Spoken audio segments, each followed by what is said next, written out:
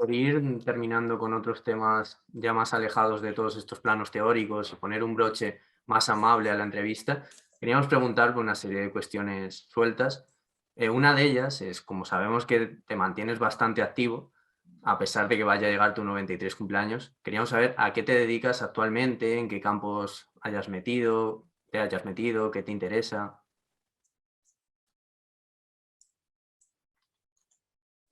So in order to finish the interview with non-theoretical topics and to bring about a more present conclusion, we have prepared a couple of questions for you. The first is the following. What have you been focusing on recently and what fields are you currently exploring? You told us that you kept active in spite of your age. Well, I've always been schizophrenic, two sides of the brain.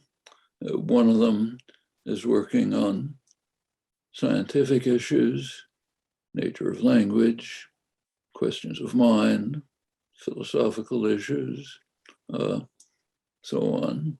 The other side is working on human problems, like the kind we've been discussing. How do we deal with the pandemic? How do we deal with the destruction of the environment, which is continuing and will eliminate all of us unless it's handled properly in the near future? How do we deal with the fact that huge numbers of children are dying of starvation in countries that have ample resources to deal with them? How do we deal with the problem of work? The fact that people spend most of their lives, in a sense, willingly subordinated to masters. All of these questions. In the case of the professional work, there are very exciting developments. I think we're on the verge of a new era in the study of language and thought, in which we will be able to deal with a fundamental problem that has been in front of us for 70 years. How can it be that we know so much with so little evidence? Plato's problem, it's sometimes called. Seems that in order to account for, you can show by now that a 2 or 3-year-old child has enormous knowledge of its language, far beyond what it can exhibit, completely unattainable by any possible means of learning. That seems to require a rich, innate structure. We can also show pretty well that language evolved very quickly and in evolutionary terms, in a very brief window. So what's internal has to be simple. And that's a problem. And I think we're finally getting to the point of being able to resolve it and to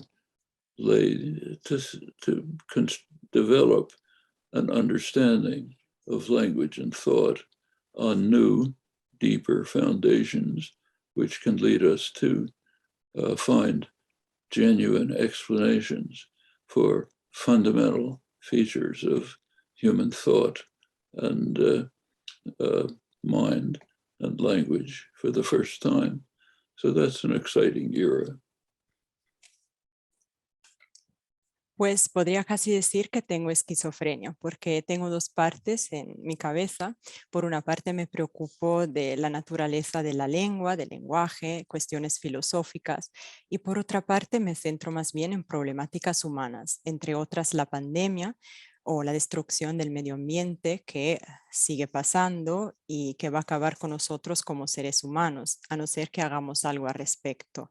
Otro problema es que muchos niños fallecen por hambre a pesar de que los países tengan muchos recursos, y también el problema del trabajo del que hablamos antes, el hecho de que las personas pasen tanto tiempo de su existencia sujetas a un dueño, un jefe. Hablo de todas estas cuestiones y me interrogo Y ha habido avances muy importantes, muy interesantes para mí. Estamos encarando una nueva época de estudio de los idiomas y del pensamiento. De hecho, después de los últimos 70 años, hemos podido ver que con muy poca evidencia sabemos ya mucho. Es el problema, el dilema de Platón. Por ejemplo, un niño de 2 o 3 años tiene un conocimiento del lenguaje muy elevado, y no, a pesar de que no lo pueda enseñar completamente. Y esto es imposible de lograr con el aprendizaje. Tiene que haber una estructura innata. Y podemos decir también que el lenguaje ha evolucionado muy rápidamente y en un tiempo de evolución muy reducido. Pienso que tarde o temprano vamos a poder solucionar estas cuestiones y hablar más detalladamente acerca del lenguaje y del pensamiento. Contaremos con nuevas bases para poder explicar mejor los rasgos del lenguaje, del pensamiento y de la mente.